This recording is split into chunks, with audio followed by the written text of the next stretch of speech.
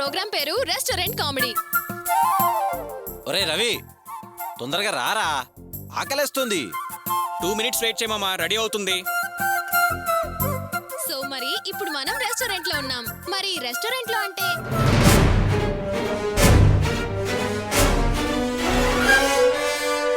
Sorry Dilip, చాలాసేపు నుంచి wait చేస్తున్నావా? ఏం తీసుకుంటావు? కాఫీ చాలు. బేరర్. అరే మామ, వేడివేడిగా రెడీ చేసి తీసుకొస్తే ఎందుకు అంత తొందర? రా తిందాం.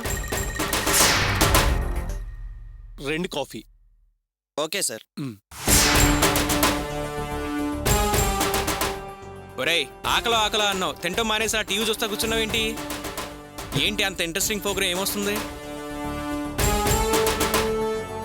కానీ ఈరోజు నువ్వే నాకు ఫోన్ చేసి నాతో మాట్లాడాలి అన్నప్పుడు సంతోషపడ్డా. అరే మామ, కావ్య దిలీప్ రా. అవునరా, వీళ్ళేంట్రా ఈ ప్రోగ్రాంలో?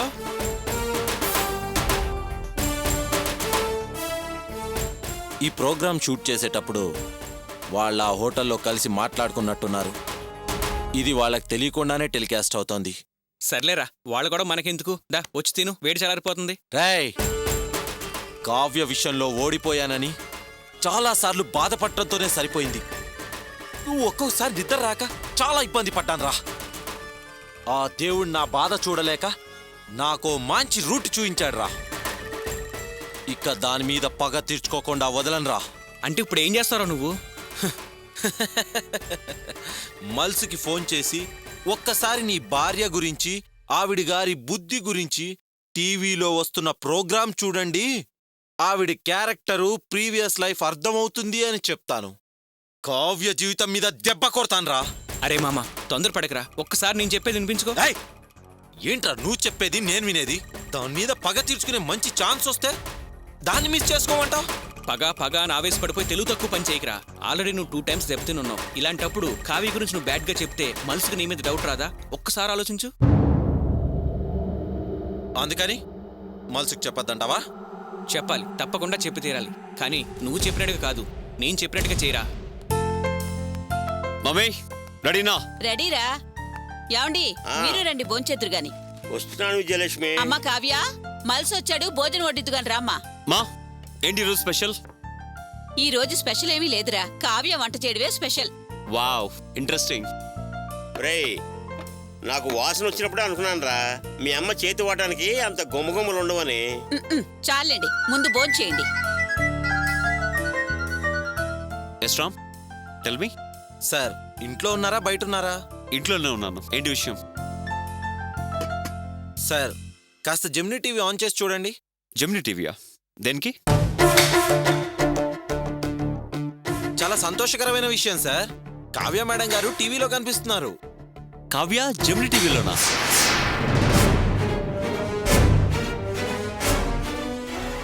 అవును సార్, షేర్ ద స్మైల్ అనే ప్రోగ్రామ్ సార్.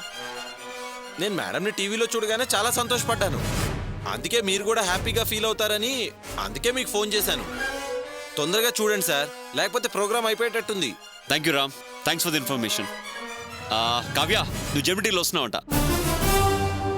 డాడ్, మామ్, మన కావ్య జెమినీ టీవీలో వస్తుంది, చూద్దాం. Let's go.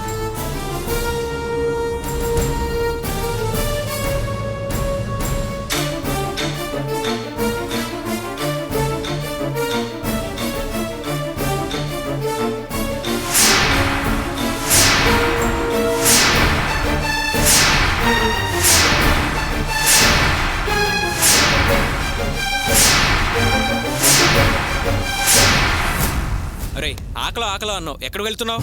రేయ్, ఈ పాటికి మల్స్ ఇంట్లో బాంబ్ బ్లాస్ట్ అయి ఉంటుంది. కావ్య వాళ్ళ ప్రశ్నలకి ఉక్కిరి బిక్కిరయ్యి ప్రాణం వదిలేసి ఉంటుంది.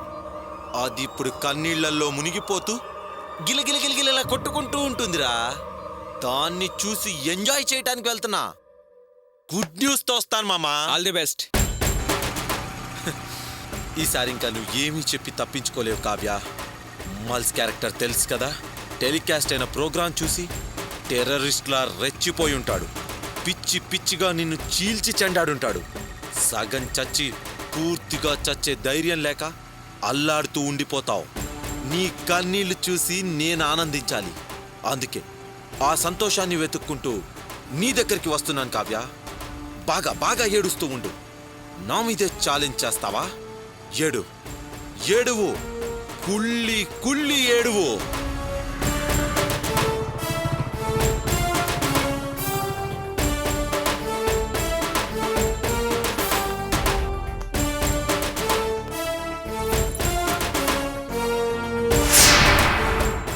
అబ్బా నాకు వద్దు కావ్య, ఇప్పటికే ఎక్కువైపోయింది. మల్స్ ఆగండి, ఏంటి అప్పుడే తినేసి వెళ్ళిపోతున్నారు? అబ్బా కావ్య, ఇంక తినడం నా వల్ల కాదు. ఇనఫ్. నేను వండింది బాలేదా? సూపర్, బట్ కడుపులో ప్లేస్ లేదు. ఏంటిది? ఈ పాటికి ఇక్కడ భూకంపం వచ్చి బీభత్సం బీభత్సం అయ్యి తలో దిక్కు తల పట్టుకుని కూర్చుంటారని నేననుకుంటే ఇక్కడ ఇలా అంతా రివర్స్లో ఉంది. వీళ్ళు టీవీ చూడలేదా? ప్లీజ్ కొంచెం తిన్. Hey Ram, come in. అక్కడ నిలబడండి. Come come come. Hey Ram, lunch చేసా? Come have lunch. ఇవాళ కావ్య సో ఎంగేజ్ చేస్తుంది. సార్ లంచ్ అయిపోయింది. Oh come sit sit come. Just give me 2 minutes. నీ చేతులు ఉడుకొస్తాను. ఓకే.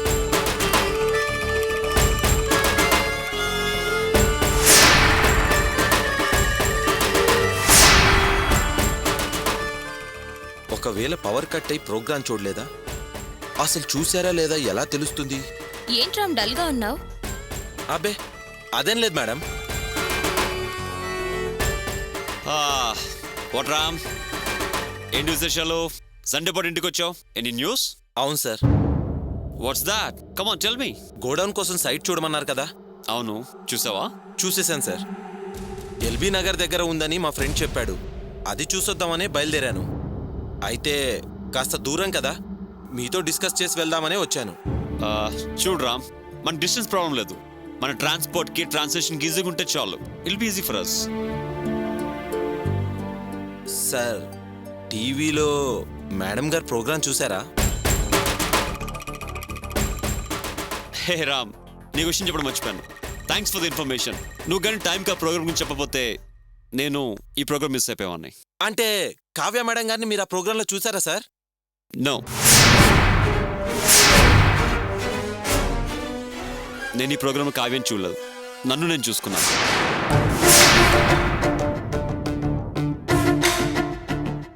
ఏంటి సార్ మీరు అనేది? నాకేం అర్థం కావట్లేదు. Prabhas. Yeah. Welcome. I am Butch Thomas, Telugu Association organizer. Hello, sir. Saraswati పుత్రులు ఫ్లైట్ దిగినట్టుగా ఉంది. వాళ్ళెవరండి? వాళ్ళు పాడడానికి వచ్చారేంటి? వీడెవడే హాఫ్ నాలెడ్జ్ గడు? వీడికి భాష మీద కొంచెం కమెంట్ తక్కువ సార్. ఏంట్రా, ఏదో కామెడీ ప్రోగ్రాం వస్తుంది. ఒకవేళ కావ్య ఏదైనా కామెడీ ప్రోగ్రాం చేసిందా? హే కావ్య,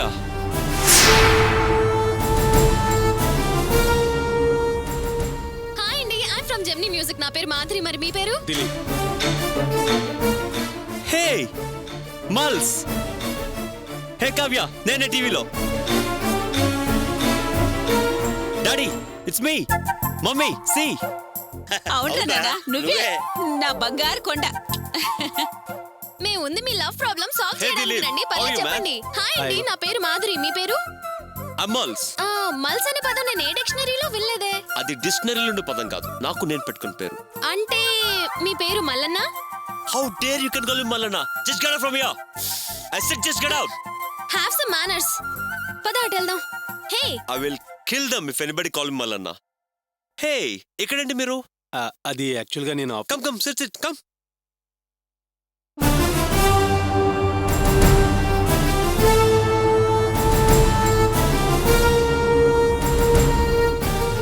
కావ్య,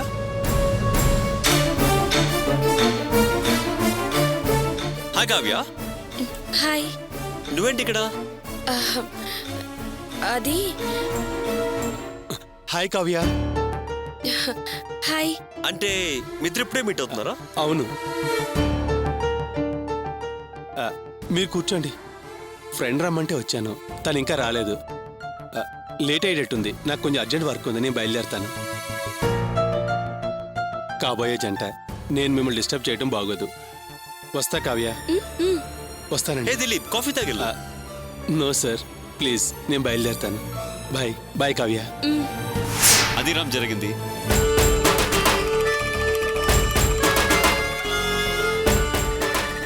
అక్కడ షూటింగ్ జరుగుతున్నప్పుడు నేను యాక్సిడెంట్గా అక్కడికి వెళ్ళాను.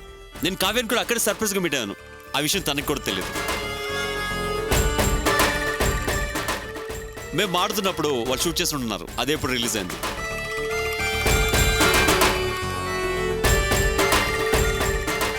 అక్కడ మాతో పాటు దిలీప్ అతను కూడా ఉన్నాడు. అతను కావ్య అన్నయ్య office manager.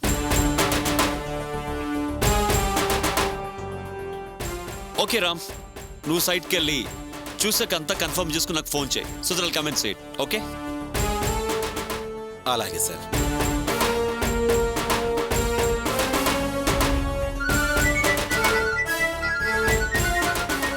Hey Sunil, how you man? Okay, చాలా రోజులకి. What's happening with you? అంత బాగున్నారా?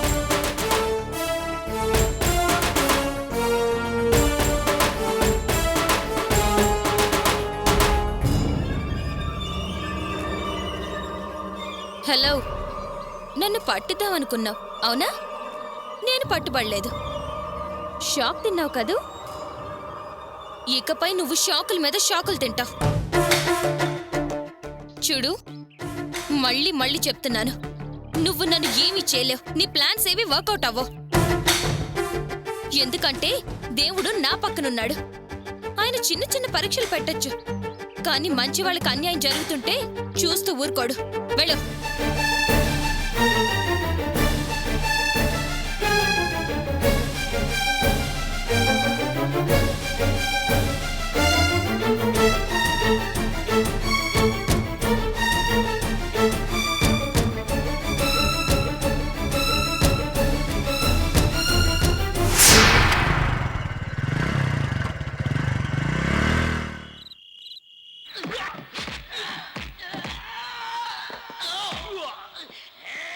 ద్రుపదుని పంపునంతన పురోహితుడు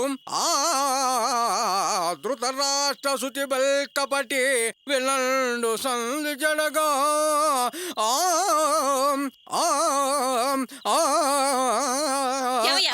ఏంటయ్యా ఇది? తన చెడ్డకోతి మనమంతా చెరిచిందని ఇలా అరుగు మీద కూర్చొని కూలిరాగాలు తీస్తున్నావు. పక్కింటి వాడు నిద్రపోవక్కర్లేదా? పడుకోకుండా కుక్క సోకాలేంటి? ఏంటే ఇవి కూని రాగాలు కుక్క సోకాలా? నా చరిత్ర తెలియకుండా మాట్లాడకు. ఇవి పల్లె పదాలు, పౌరాణిక పద్యాలు. అయినా నీకేం తెలుసులే నిశానీదానివి. చూడు, అసలు కళ్యాణితో మొదలుపెట్టి మధ్య మధ్యలో శివరంజని ఆలాపన చేస్తూ ఉంటే చివర్లో నీలాంబరి కంగు కంగున పలుకుతుంది. అయినా నేను పాడుతుంటే కనకాంబరం మీద గొంగళి పురుగులాగా మధ్యలో నీనసేమిటే? చాలే ఆపోయా. అవునయ్యా, మధ్యలో వాళ్ళంతా ఎవరు? నేను 4 రోజులు బయటికి వెళ్ళొచ్చేసరికి చాలా మంది ఆడవాళ్ళ పేర్లు చెప్తున్నావే. ఆ కళ్యాణి, శివరంజని, నీలాంబరి వీళ్ళంతా ఎవరయ్యా? వాళ్ళు నా ఫ్యాన్స్, అభిమానులు. నేను వాళ్ళు కాలేజీలో కలిసి చదువుకున్నానులే. అబ్బో, చాలా ఉంది చరిత్ర. ఓసి అజ్ఞాని, అవి రాగాల పేర్లు. అయ్యో, నాకంత సీను కూడానా? ఇప్పటికైనా నీ భర్తకి సంగీత జ్ఞానం ఎంత ఉందో, దాని గురించి ఎంత లోతుగా తెలుసో ముందు అది తెలుసుకోవే. పెద్ద పెద్ద సంగీత విద్వాంసులు కూడా ఇప్పటికీ నన్ను సలహాలు అడుగుతూ ఉంటారే. చాలే ఆపోయే సంబడం. షూటింగ్కి వెళ్ళిన రేవతి ఇంకా రాలేదు. జై, ఈ షూటింగులు ఖచ్చితమైన టైం లేని వృత్తులే. ఇలా కంగారు పడే బదులు చక్కగా వెళ్ళి ఫోన్ కొట్టచ్చు కదా. ఏమయ్యా, నేను 7 గంటలకే ఫోన్ చేశానయ్యా. షూటింగ్ అయిపోగానే వచ్చేస్తాను అంది. సరే, వస్తుంది. ఇంకెందుకు, నువ్వు ఒంటింట్లోకి వెళ్ళి సామాన్లు అవి సర్దుకో, వచ్చేస్తుందిలే. అది కదయ్యా, వాసుకేమో రేవతి నటించడం ఇష్టం లేదు. మనమేమో వెళ్ళి నటించు అని చెప్పాం. అలా చెప్పి మనం పొరపాటు చేసామేమో అనిపిస్తుందయ్యా.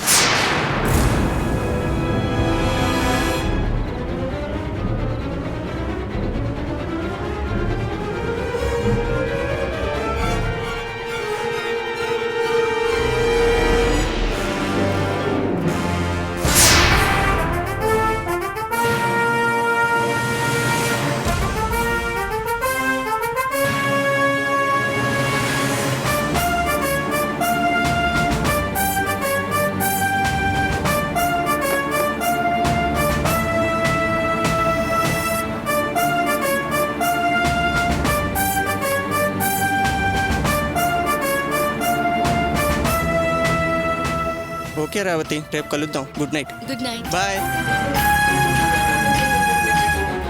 సారీ అత్తయ్య, కొంచెం లేట్ అయింది.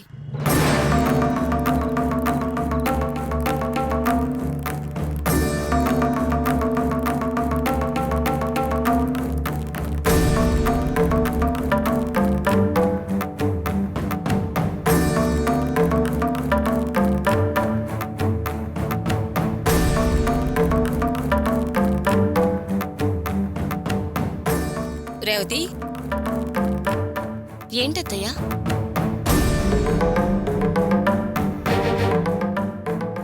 ఈ కొత్త అలవాటు ఏంటమ్మా? ఏంటత్తయ్య, నేనేం చేశాను? ముక్కు మొహం తెలియని వాడు బండెక్కొచ్చావే, దాని గురించి అడుగుతున్నాను. అతను ముక్కు మొహం తెలియనివాడు కాదు, అతను మేనేజర్. ఎవరైనా కావచ్చమ్మా. నువ్వు ఈ టైంలో ఇలా వస్తే ఇరుగు పొరుగు వాళ్ళు ఏమనుకుంటారు? వేలెత్తి చూపిస్తారు. అంత వేలెత్తి చూపించే తప్పు నేనేం చేయలేదత్తయ్య. నేను కారులో వస్తుంటే ఆ కారు సగంలో రిపేర్ వచ్చి ఆగిపోయింది. ఆటో కోసం వెయిట్ చేస్తుంటే అతను షూటింగ్ పూర్తి చేసుకుని వస్తూ నన్ను చూసి ఆగి నాకు సాయం చేయడానికి ఇంటి దగ్గర దింపేసి వెళ్ళాడు. అందులో తప్పే ఉంది? నువ్వు చెప్పేది నిజమే కావచ్చమ్మా, కానీ మనలాంటి మధ్యతరగతి వాళ్ళు మన బతుకు మనం బతుకుతున్నా చుట్టూ ఉన్న వాళ్ళకి సమాధానం చెప్పాల్సి ఉంటుంది. అత్తయ్య, మీరు చెప్పేది నాకు అర్థమవుతుంది. రాత్రిపూట ఒంటరిగా రోడ్డు మీద నిలబడ్డం కన్నా అతనితో కలిసి త్వరగా ఇంటికి రావడం బెటర్ అనిపించింది. నేను చేసిన తప్పైతే నన్ను క్షమించండి.